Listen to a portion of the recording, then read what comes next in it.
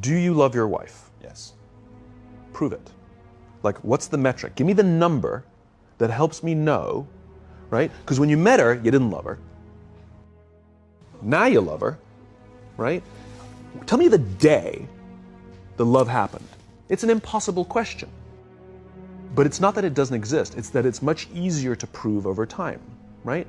Leadership is the same thing. It's about transitions. So if you were to go to the gym, it's like exercise, right? If you go to the gym and you work out and you come back and you look in the mirror, you will see nothing. And if you go to the gym the next day and you come back and you look in the mirror, you will see nothing, right? So clearly there's no results, can't be measured, it must not be effective. So we quit, right? Or if you fundamentally believe that this is the right course of action and you stick with it, like in a relationship, I bought her flowers and I wished her happy birthday, and she doesn't love me. Clearly I'll give up. That's not what happens. If you believe there's something there, you commit yourself to an act of service. You commit yourself to the regime, the exercise. You can screw it up. You can eat chocolate cake one day. You can skip a day or two. You know, it allows for that. But if you stick with it consistently, I'm not exactly sure what day, but I know you'll start getting into shape. I know it. And the same with the relationship. It's not about the events. It's not about intensity. It's about consistency, right? You go to the dentist twice a year, your teeth will fall out. You have to brush your teeth every day for 2 minutes. What does brushing your teeth twice a day for 2 minutes do? Nothing.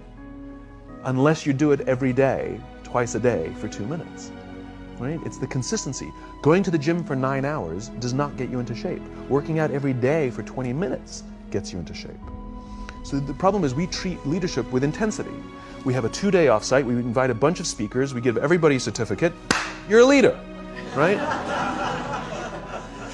Those things are like going to the dentist. They're very important. They're good for reminding us or getting us back on track, learning new lessons. But it's the daily practice of all the monotonous, little, boring things like brushing your teeth that matter the most.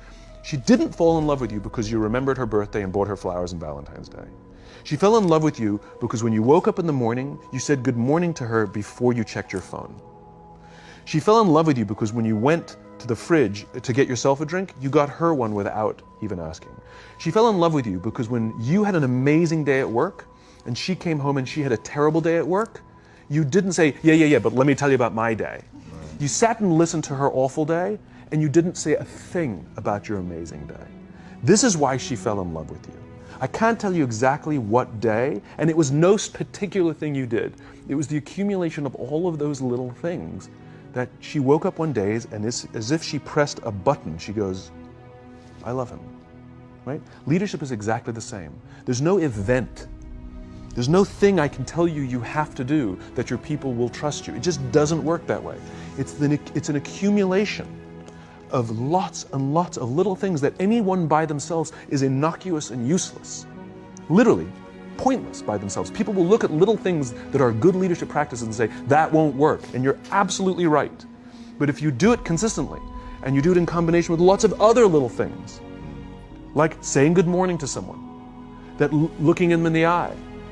My friend George, who's a 3-star general in the Marine Corps, he says his test for leadership, and I love this, he goes, his test for a good leader is if you ask somebody how their day is going, you actually care about the answer.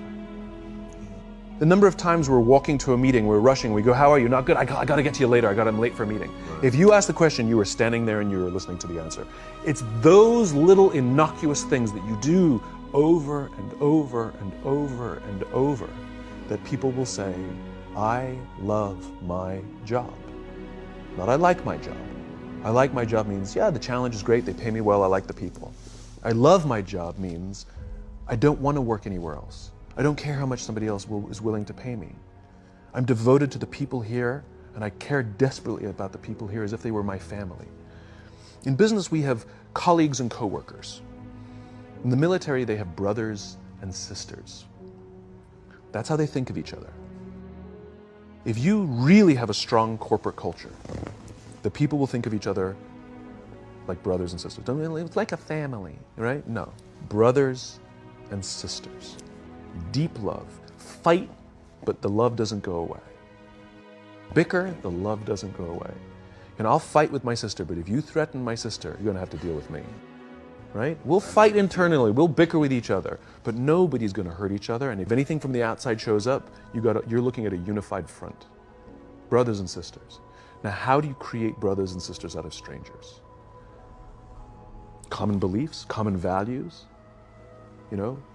parents, in other words, executives who care about their children's success, who care to raise their children, teach them skills, discipline them when necessary, help them build their self-confidence so that they can go on and achieve something more than you could have ever imagined achieving for yourself.